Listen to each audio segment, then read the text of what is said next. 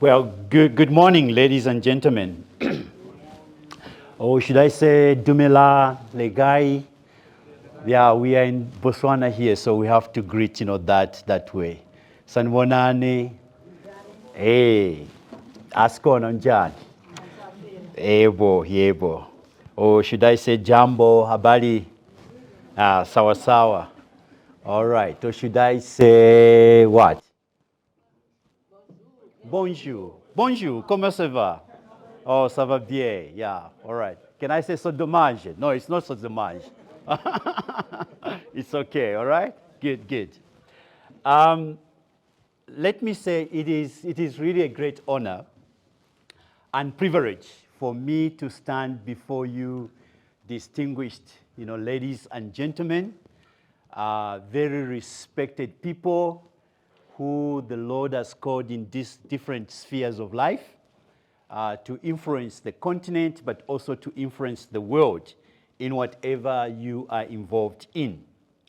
I was a little bit intimidated when I received an invitation from Dr. Balina, who I have known for quite some time, to say, can you come and say something on this conference where the distinguished publishers and writers are.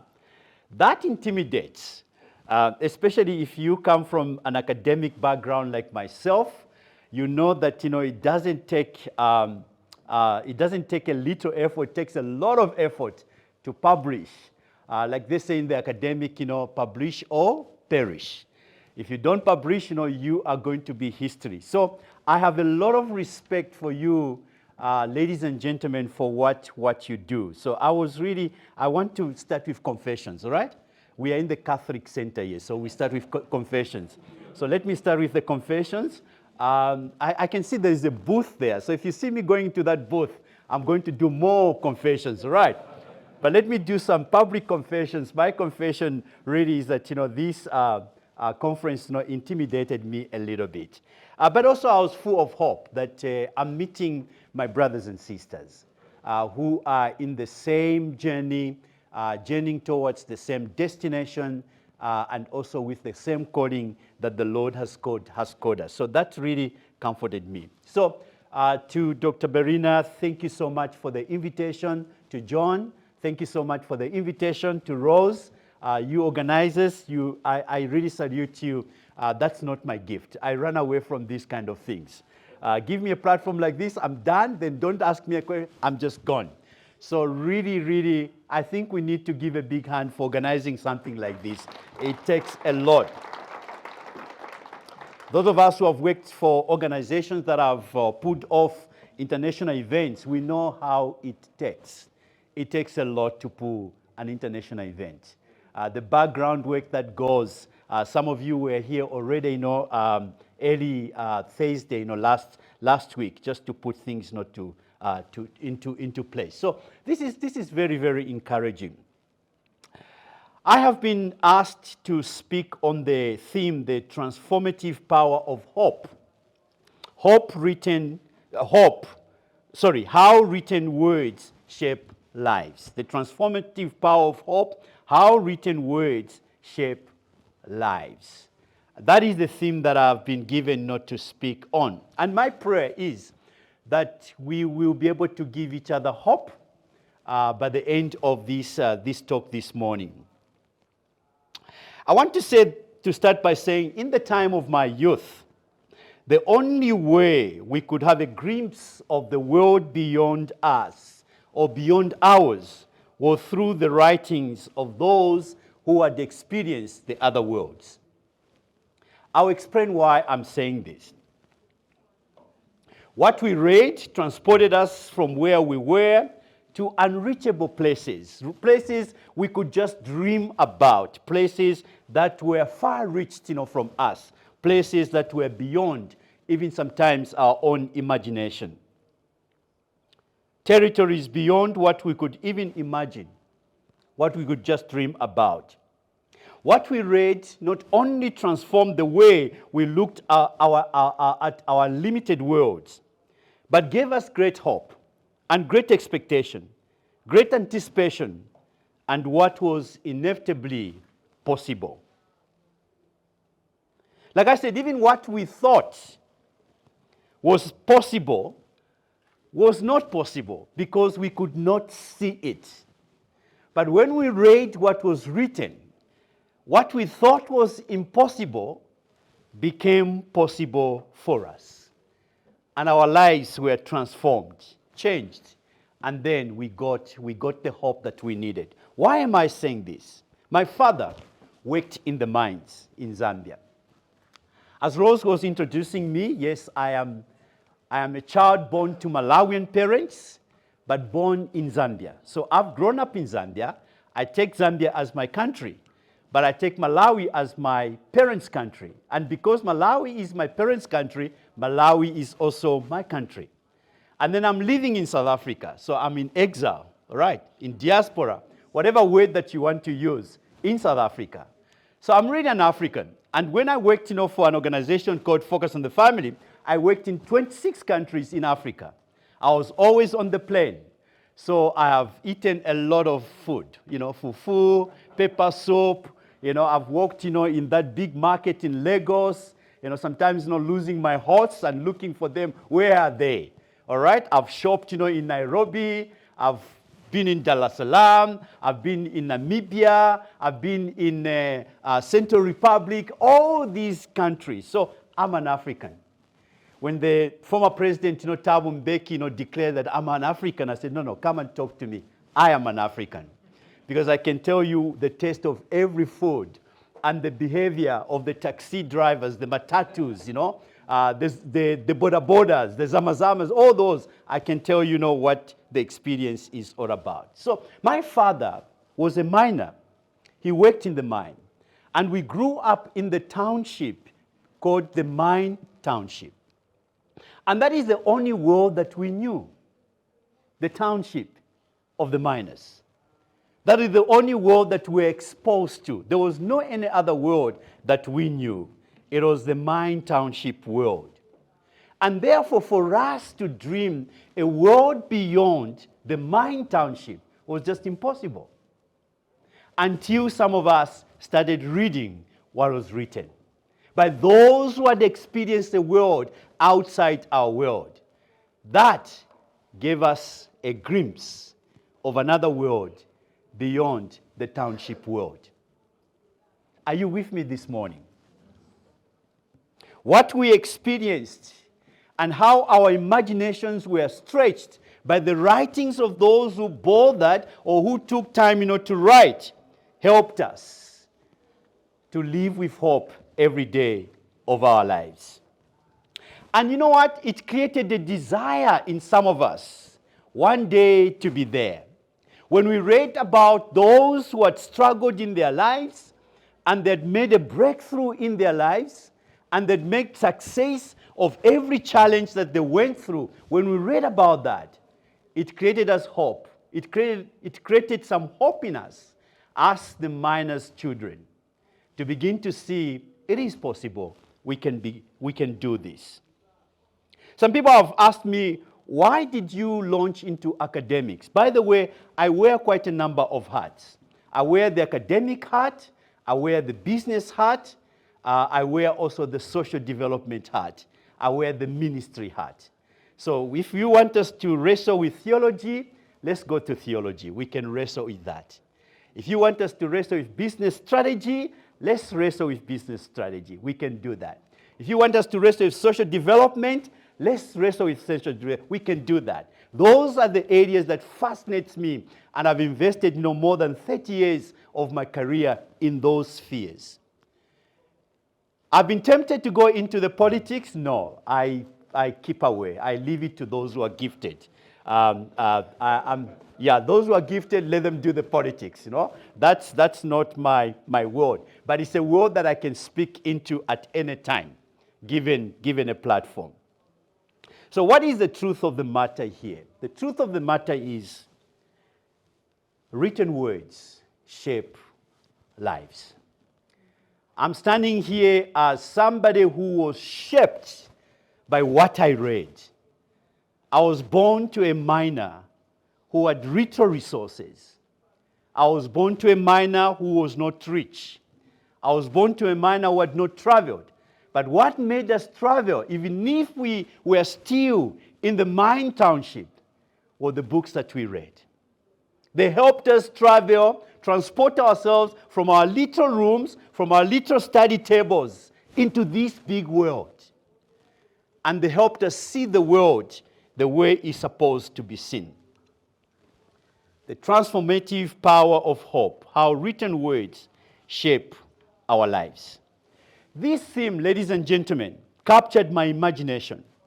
It gave me an opportunity to encounter what I can only call a Kairos moment, AKM. It gave me that moment, a Kairos moment, to begin to think, well, if I'm talking about the transformative power of hope, how written words shape lives, I cannot avoid talking about a moment in my life that will help me begin to face the reality of what is happening outside me. So I want to talk a little bit about this moment. What is the Kairos moment? What is this AKM I'm talking about? You need to understand, ladies and gentlemen, that a Kairos moment is a special moment that presents an opportunity for something important to happen. And recognizing it can lead to significant outcome. Are you with me this morning? A Kairos moment is a special moment that presents an opportunity for something important to happen. And recognizing it can lead to a significant outcome. So what am I saying here? Theologically speaking, a Kairos moment is seen as a time when God's presence and purpose are particularly evident or active. Thank you. A Kairos moment, theologically speaking, is seen as a time when God's presence and purpose are particularly evident or active. In other words, a Kairos moment is a time when the divine intervention or revelation is possible. And it is extremely important for one to be sensitive to these moments and to respond appropriately. I'll give you examples of the Kairos moments, in the Bible. There are a lot of Kairos moments in the Bible. Let's take a few examples. Abraham. Abraham is living his own life. For him, it's business as usual. He's minding his own business. All of a sudden, there is something that comes to him. There is a voice that is calling him in Genesis chapter 12. Abraham, leave your land. Leave your people. Leave everything you are used to. I'm going to take you into something you've never encountered before in your life. And out of you, I'll make a great nation. That particular encounter, ladies and gentlemen, is what I'm calling a Kairos moment. You cannot prepare for a Kairos moment, but you can position yourself for a Kairos moment. Are you with me this morning? Because some of us, we take a lot to try to prepare for that divine encounter. A divine encounter is a divine encounter. All what you need to do is to set yourself in place, is to position yourself in place. Because anytime that Kairos moment can take place, even in this conference. Ladies and gentlemen, I go to conferences just for one moment of truth, one moment of experience in my life. If I can take that moment, it changes my life forever. I may not take all the things that the speaker talks about. I may not take, everything that whatever, but that one moment. And I've never been disappointed. No matter how low the conference is, no matter how high the conference is, because I position my mind, I position my heart, I position myself for that encounter to take place at any time, in a moment. And it does. At the end of every conference, I've gone with one word. I've gone with one idea. I've gone with one thought. I've gone with one aha moment. Because of that Kairos moment. Abraham is encountering that Kairos moment in his life. Leave. Leave. Where? Leave. Sorry, I'm not saying leave the conference. All right, okay. Otherwise, I'll be in trouble to Rose and John and Dr. Barin here. I'm not saying leave, but it's coming to him, leave. And he's not prepared for it. But because he positioned his heart, he obeys that moment. That AKM changed his entire life, and it changed many generations to come until today. And some of those generations now are fighting because they don't understand that moment. The moment they will understand that moment, there is no need to fight. There's a need of hanging with each other. There's a need of being brothers and sisters. But let's not go there. That's politics. I told you I'm not a politician, right? Let's give you another example of an encounter here. I think, in the devotion, the bishop touched something here. Moses, again. Moses is very busy. He's running away from Pharaoh. He's running away from Egypt for what he did. Lest it's disclosed, lest everybody knows. So he goes to hide. And for years, he's wandering in the wilderness. And he's shepherding, his animals, his sheep. He's passing through that ground so many years. Listen to me, ladies and gentlemen. So many years, the same ground, the same conference, the same books, like the bishop was saying, so many years. But one day, he sees a burning bush. And there is his AKM, a Kairos moment. A burning bush comes to this grown-up man and says, take off your shoes. You don't do that to somebody who was brought up in the palace. You don't do that to somebody who is used others taking off his shoes. Now he has to take off his shoes because there is no figure around, there is no human around, there is the burning bush that is not burning into ashes, telling him, take off your shoes. What do you call that? That's a Kairos moment. A divine encounter where heaven meets with the earth, where you find yourself in the center of the in-between of the two. And you know the rest of the story. In other words, God is saying to Moses, now, from now on, it's not business as usual. Yes, you've been used to doing certain things in a certain way, but from now on, it's going to be done very differently. Where the roads that you've been used to become a snake. It will become a symbol of power and a symbol of deliverance. Let's take another Kairos moment example. Ruth. Ruth follows his mother-in-law, Naomi. After losing her husband, there is no hope. She insists to follow. She insists to follow her mother-in-law. Even when her mother-in-law says, I have nothing to give you. My son, your husband, is dead.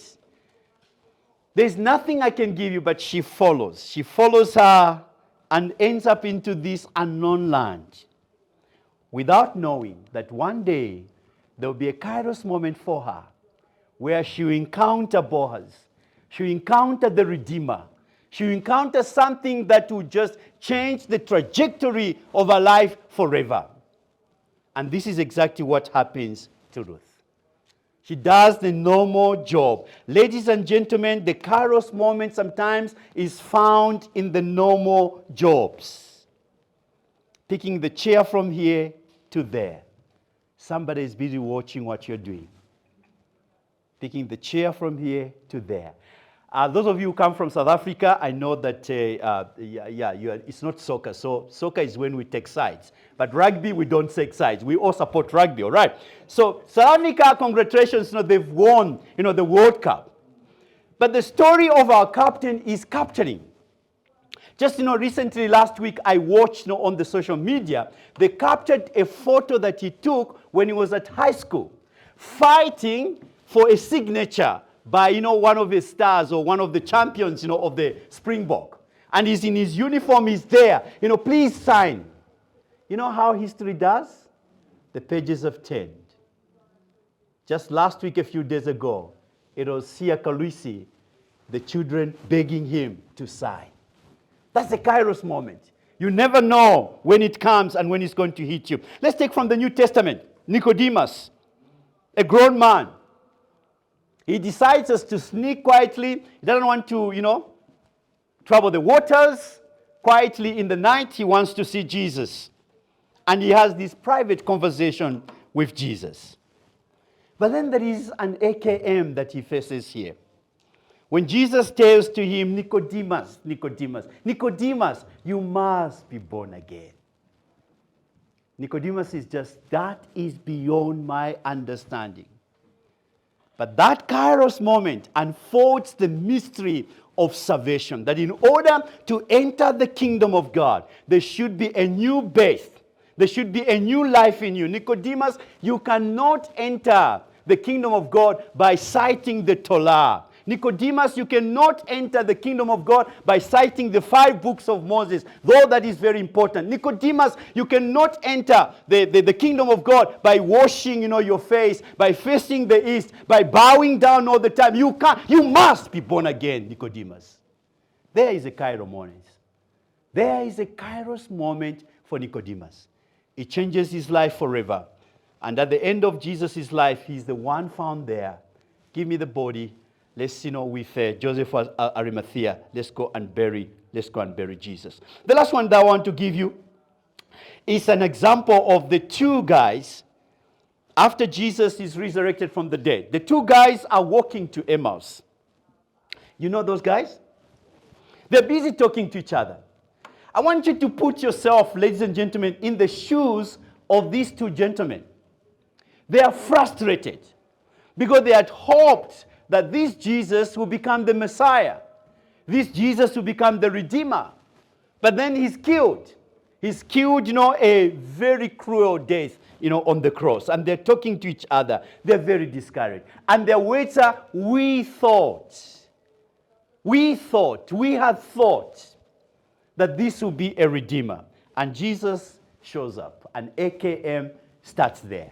He shows up on their walk and he joins them. But because they are so involved in their discussion, they miss out seeing who this person who has joined them, who this person is. They miss out completely. He is even part of their conversation. If you look at that conversation, it's an irritating conversation. Because, these 2 guys are very irritated. They say, are you the only one? You mean you're the only one who haven't read the newspapers? You mean you're the only one who has tuned, to the YouTube? You mean you're the only one who has no Instagram or Facebook? You have no LinkedIn? You are the only one. You fellow, which world do you live in? Don't you know what was happening in Jerusalem a few days ago? Jesus says what? He gives them a platform. And they begin to narrate to Jesus what happened actually to him. Without them knowing, they're talking actually to the star himself. Is that not amazing? Sometimes we write about the very star who joins us and say, this is what I want you to do. No, I'll do it my way. I'll do it my way. Just do that. I like to know what the bishop was sharing this morning. If only we can allow that Kairos moment to change the way we think, to change the way we look at the world, to change the way we look at ourselves, I think we will achieve a lot in this conference. My prayer for this conference is that it will challenge us to see the world differently. My prayer in this conference is that it will transform us, or it will transport us from a land of disappointment, a land of giving up, to a land of engagement. To a time of engagement. To a space where we'll say, you know what, it is possible. It is possible. I know I've been frustrated. I know I've been dreaming about it. Some of us, we've hung that on the shelf for a long time. Maybe you came to this conference where Jesus is saying, it's time. Pick it up from the shelf. I've been introduced as working at Focus on the Family. I worked for Focus on the Family close to 10 years. And what was hanging on my shelf was what I'm doing today. The leadership and management consultants. I kept on pushing it. I kept on pushing it. I kept on pushing until one day I had this Kairos moment that says, When am I going to do this? When am I going to do this? Ladies and gentlemen, let me tell you, there is no opportune time. There is no perfect time, and there will never be a perfect time. The time is now. Voila. Voila. Now. Are you with me this morning? Why are you so quiet? You're frightening me, all right? You're scaring me to death. I know there are bishops here, Your Grace, I don't want to undermine you, but don't frighten me. What am I saying? What is it that you've put forward? What is it that you've postponed? That business, that writing, that article, that book. When is it going to be written? When? Well, when everything is okay, when my business is right, when I raise money, no. Sometimes it just needs you to start. Start. And let's allow heaven to do its part. I've always, told myself, if I can do my part, the rest is not my problem. The rest is not my problem. Let me do my part in my own limitation. Let me do my part. The rest is not my problem. Sometimes heaven waits for us to take the step. Somebody says, when we reach heaven one day, we say, but Lord, I was praying for this. The Lord will say, I was waiting for you. And then we'll tell the Lord, but you say, they that shall wait upon the Lord shall renew their strength. It doesn't end there. They shall do what? They shall run. They shall run. Yes, they that shall wait upon the Lord shall renew their strength. But it doesn't wait. They shall run to the mountain. Are we running to the mountain tomorrow? All right. I hear there's a mountain here. I'm frightened. They shall run. So take another step. Take another step, because that step is what will make a difference. What are you afraid of? What we fear sometimes gets us stuck. Sometimes what you fear is not there. It's just a shadow. I've dealt with business executives. I do executive coaching and mentoring. And then you hear, you know what, Dr. Kasambala, I want to do this, for my business. But, I'm afraid. What are you afraid of? Let's try it. Let's try it. Of course, responsibly. Try it. And then some of these businesses have tried it. And they say, look, we've wasted 10 years waiting for this. We could have been very far. What are you waiting for, ladies and gentlemen? What are you waiting for? As in the ancient Greece, a kairos moment indicated that one must seize an opportunity as it presents itself, because once it has passed, it cannot be grasped again. Once it has passed, it cannot be grasped again.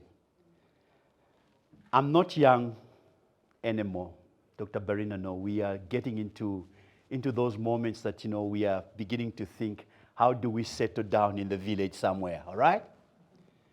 There are certain things you need to do at a particular time. And if that window passes sometimes, it's too late.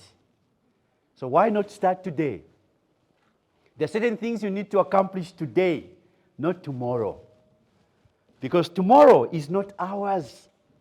Ladies and gentlemen, if there's something we are not assured of, we are not assured of tomorrow. I'm assured of today. That's why if I'm speaking here, I'll speak with my lungs out. If I collapse here, Rose can take me to the morgue and you say, may he rest in peace. I've done my part. Because this is the only moment. I may not have this moment again. Are you with me, ladies and gentlemen?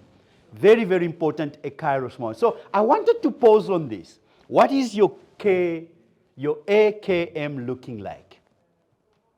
In your family, in your business, in your writing career, in your publishing company? How is that kairos moment? Have you postponed it? Have you put it on the shelf? Have you deferred it? Hope deferred is not hope. Hope deferred is not hope. I was in Zimbabwe. I was one of the election monitors. I was talking to my Zimbabwe brother. I've been to Zim many times. It's like a second home for me. I have friends there, dear, dear friends, and some family members also living in Zimbabwe. But this time I went to Zimbabwe, I've never been so discouraged. Where you see hope of the people being taken away from them, right in front of their eyes. I don't care what politicians say. What happened in Zimbabwe is tragic. It's tragic. I don't know who you support, but for me, as an observer, as I was on the ground, waiting in the polling station for 8 hours, we go around, we come back, 8 hours people are waiting, and there are no polling boxes. And yet the office is just 15 minutes drive away. That's appalling. And we call that democracy. Lord have mercy. If you go to Zimbabwe now, you can feel the depression. From the airport, you can feel the crowd of depression of the people. The problem that they can't speak out, because you speak out now, you end up in jail. My brother was telling me now, whatever, you are hijacked, you are taken, gone. Never be seen again. 2 members of parliament have been gone a few weeks ago. They're gone. They don't know where they are. That is how depression, that's hope deferred. And hope deferred, brings a lot of depression, in people's lives. I hope, my friends, you're not deferring your hope. Join me this morning in this Kairos moment. I feel I should share my Kairos moment with you as I am sharing, on this, today. Like I said, I go to conferences and workshops and seminars for that moment. That moment. The question is, what will be that moment, for you? Let me talk a little bit about the transformative power of hope. And so, to speak about the transformative power of hope, how written words shape lives, is a kind of Kairos moment for me. And at the same time, a moment of truth and experience. The topic has a potential of igniting some kind of fire in us when we talk about the transformative power of hope. Unless, ladies and gentlemen, you've never gone through a life of despair and hopelessness, you'll never appreciate a mere experience of what hope does to one. Those who have gone through despair and moments of hopelessness, just a little hope takes you further. Just a glimpse of hope into something that you thought was not possible catapults you into a world of possibilities. When we talk about the transformative power of something, we are talking about the ability of something. It's an idea or experience which brings about a significant or profound change in someone. In other words, it is a life shifter. I'll distribute these notes to Rose and John. They can be sent to you by, through your emails, all right? But it's good to write whatever you want to write. So don't write it. If you're missing some details, don't worry. We have a short period of time. But I will send these notes. You can be able to take them and use them wherever you want. In our Christian circles, the transformative power of hope is only possible through the working of the Holy Spirit in our lives and in our own moments. I think we know that. So when we are talking about this, let us keep that behind our mind, that it takes the Spirit of the Lord to transform, that hope in us, to transform that power in us, to help us see what is possible. Let me talk about the power of hope. Hope brings about a radical shift, often referred to as a paradigm shift in one's life, in one's perspective, and one's experience. Do you wonder why the Apostle Paul in Romans chapter 5 says these words? And hope does not disappoint us, because God has poured out his love into our hearts by the Holy Spirit whom he has given us. And hope does not disappoint us. So if you are living in hope, yes, you may be disappointed momentarily, but you know what? Hope does not disappoint us, because eventually it shall come to pass that which you are hoping for. Hope is a powerful force that has potential to transform individuals, transform communities, and entire societies. Hope has the ability to help us envision a better future despite the challenges and the adversities that we face every day of our lives. Are you with me this morning? Hope and vision work together to bring a dream and a goal and an objective into reality. So we have an elective workshop where we're talking about leadership, and we'll bring that, how hope and vision work together. Because, you can't just hope, you need to see. That's where faith kicks in. You need to see. You need to see. Even if it's seeing by faith, but you need to see something. That vision takes you there. Like I studied, us who grew up in the township, we had no access to the cities, we had no access to big things, but we had access to books. And those books gave us hope. Those books painted a vision of success. Those books painted a vision of what could be possible for us. So when you hold your pen and you're not writing what needs to be written, you may be withholding hope from some of us. Am I making you feel guilty? If I am, then I've achieved something, all right? Because sometimes we need to be guilty a little bit. What are you holding? As you hold back, you may be holding a vision for somebody. As you hold back, you may be holding a possibility for somebody who has been wrestling with something and they can't see that. And the moment they read what you write, something happens within their lives. And they take the step of faith into the unknown. Hope and vision work together to bring a vision and a goal and objective into reality. Hope empowers individuals, strengthens communities, and drives progress in society. Viktor Frankl, the psychiatrist, in his book, Man's Search for Meaning, writes that hope for the better future kept them going, kept them alive in the concentration camps of Auschwitz, in Germany. Hope for the better future. He says, no, we saw grandchildren, even when there were no grandchildren. And just that hope that one day I'll shake the hands of my grandchildren kept us going. Even to a point where you're about to give up, you just say, no, there is a grandchild I'm seeing. It kept them going. And if you read this book, Man's Search for Meaning, it's a book you can't read without tears in your eyes. People talk about the Nancy as just a story, but this is a story from somebody who was left with bonds. Says you could feel bonds on my skin because we are almost being starved, to death. That's how low a human being can sink and do to others. With hope, you can still wake up trusting and saying to yourself, it can be better than this. I don't know who I'm speaking to in this conference this morning. I'm not preaching. I'm here just to engage you and to have a discussion with you within your own private discussion. I always say, make me a spider. I know people fear spiders. I know already you're cringing. There's no spider under your feet. All right. Make me a spider in your room that will just sit there. If you fear spiders, make me a little fly that will sit in your study and having a conversation with you and asking you what's happening, what's going on in your world. Why are you deferring hope? Why are you not writing?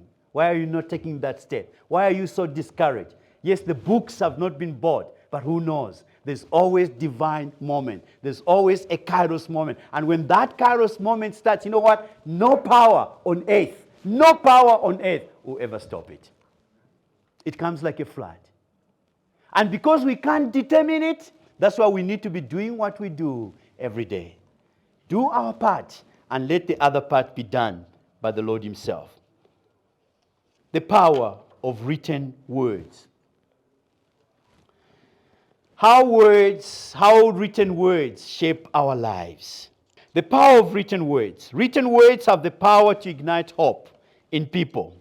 Written words have the ability to shift lives for the better, especially in a world where every day looks like a crisis.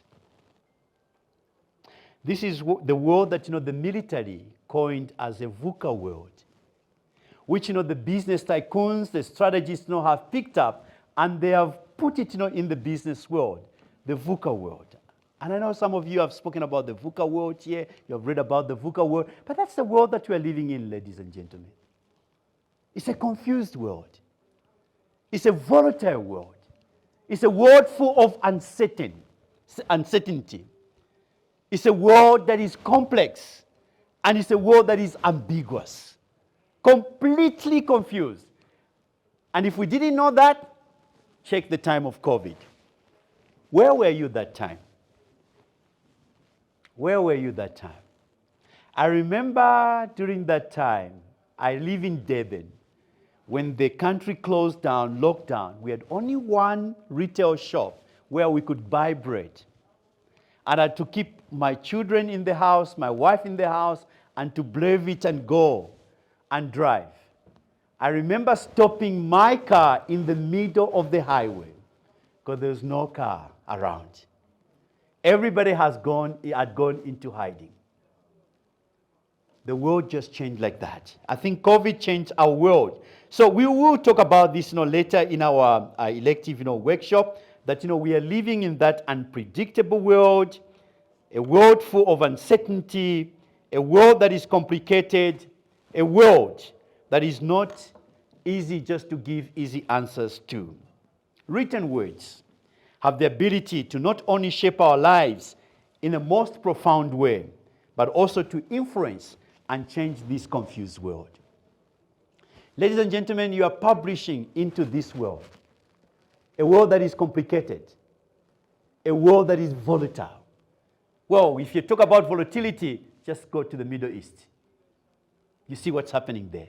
That's volatile. The situation is volatile. You don't know what's going to happen out of it.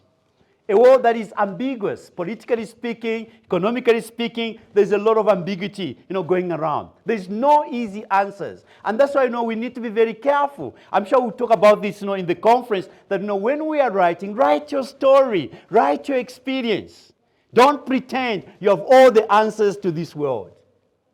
But if you can give one answer, if you can contribute one solution, praise the Lord. Don't worry about all this. No, there's so much confusion. I don't know what to do. No, do your part. Just your part. Like the starfish, just one fish. It makes a difference to that one. That's what we need to do in this world. Because it's a world that can swallow us. It's a world that can swallow the little hope that we have. It's a world that can stop us moving forward. It's a world that can hinder progress in our lives. I hope not so.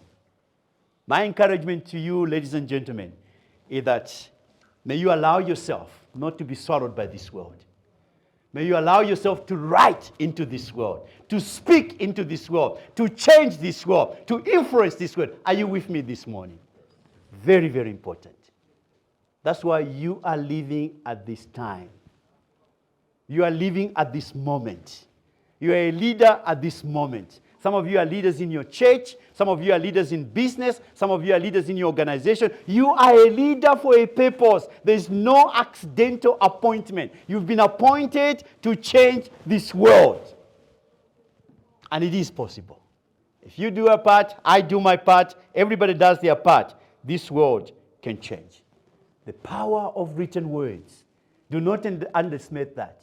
I'm standing before you this morning. It's not the big things that changed my life. What changed my life are the stories that I read about people like me who struggled in their own lives, in their own background. People like me, a minor's child. People like me without, the world framework in my mind. People like me can also play a part on this platform called life. I read something, and that inspired me. What are you holding back?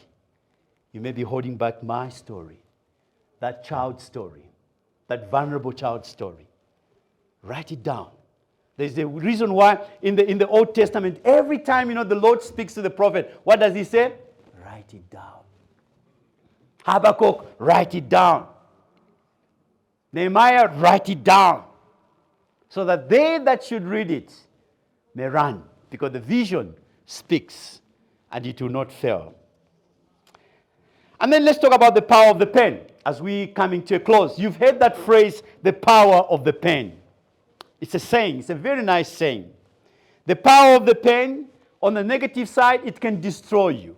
The pen has destroyed a lot of people. What people have written, especially in the world that we are living in, a volatile world, the world of uncertainty, the world that is complex, the world that is ambiguous and full of ambiguity. That world has killed a lot of people using the pen. And the pen now is not just the pen, ladies and gentlemen. And I'm very much aware of the world that I live in. The pen has gone into typing now. The pen has gone into a cell phone. The pen has gone into a WhatsApp, whatever. That's the pen. So whatever you put down, whether you're typing on the laptop or on the computer, on the iPad, wherever, whatever. Let's call it a pen, all right? That's the world. That's the world, the pen. Whatever you put in writing. The pen holds the ability to shape minds, to influence opinions, and quite often to change the course of history. Sometimes we have allowed people to speak into our world something that is very negative when we have something positive to contribute. The power of the pen. Don't underestimate the power of the pen. Ladies and gentlemen, as I'm landing this plane this morning, what is your contribution in all what I've said? When you and me put pen to paper, type something, print something, publish something, something extraordinary happens. And what happens? I think a few things happen, And I want to suggest. Number one, when you put pen to paper, when you use the power of the written words, you're expressing ideas and concepts, thoughts and emotions in a tangible form. And what you are helping, you are creating, in other words, you help creativity and imagination find a voice. So that creativity and imagination, when you put it to pen to paper, when you put it into typing, when you put it into publication, it becomes a voice that speaks into local communities, that speaks to that businessman who was once a Christian, but they've lost their values of Christianity because now they are tycoons. Do you know those guys? That politician who once started in the Sunday school, now they've lost, all Sunday school. They have no regard for the church. They can do whatever. When you put it in a pen, when you put it in writing, when you publish it, who knows? That politician may stumble on what you have written and it will transform their lives. It will remind them how far they've fallen. It will remind them how they're taking people of God for granted. That community leader who is trying all they can to do the best that they can, it will just ignite hope in them. You express ideas and concepts. But also you are communicating something that will transcend time, something that will transcend language barriers, something that will transcend distance, something that will live longer after you're gone. Some of the things that we read about, I've made some good friends, great friends in this world. They're not here, but they're still influencing our lives. They're still speaking. Thank God they put it in writing. Thank God they put it in a video form. We can be able to watch them. We can be able to hear them. The Miles Munros, they're gone. Long gone, but their voice is still heard in the circles of the church, in the circles of business, and many other authors that have done that. You're communicating something, but also you're advocating change of mindsets, change of social, political, economic landscapes in terms of justice, equality, and fairness. This is what happens. So you're not just speaking into one window, you're speaking into many windows. Remember that VUCA world, the confused world. In terms of its social issues, in terms of its political issues, in terms of its economical issues, whatever gift God has given you, you are speaking into that world. So you advocating change. Change is not just going into the streets and shouting. It's good to do that. Sometimes the silent pain can cause big changes in people's mind. When that fellow sits alone in their room and they read what you have written, they come to reality, and the Spirit of God transforms those words and hits them hard. By the time they come out of that room, they begin to speak different. People say, what happened to him? And I've heard some people say, I read a book and just changed my mind. It changed my perspective. Do not underestimate the power that God has given you as publishers. Do not underestimate the power that God has given you as authors and writers. I've written a lot of articles, and I've received a lot of responses. Students, I come from academic background, like I've said. Students come, what you wrote just helped me understand this. One student listened, he says, I was battling, with my business, thesis, but I read your article, it just opened a floodgate of ideas, for me. I've contributed. And who knows that student? Who knows how he's going to change his society? I've done, that's my part, my little part. It will never go into history written in big letters, but you know what? I feel good about it. I feel good about it. Ladies and gentlemen, what are you doing? What are you doing? What are you doing to keep that on the shelf? What are you doing? Let's talk about it. What are you doing? Do me a favor. Take it off the shelf. Do me a favor. Don't look down on it. Do me a favor. Just find time in your busy schedule. I know you are very busy people, but find time. But also what you're doing, you are influencing and persuading, shifting opinions and influencing behavior, persuading and motivating those that doubt themselves because of their history and background experience. A lot of us here come from communities where a lot of people come from broken backgrounds, and they think their life can mean nothing. So you as a publisher, you stumble upon that story, please capture it. Capture it. We shouldn't wait until they become rugby, captains to write their stories. Let us write their stories even when they're in the community. Because the community will identify and they'll read about it. Lastly, but not the least, you are redesigning history, providing hope to that young lady to believe that it is possible. That with God, all things are possible. My brothers and sisters, ladies and gentlemen, let me close this. The power of written words.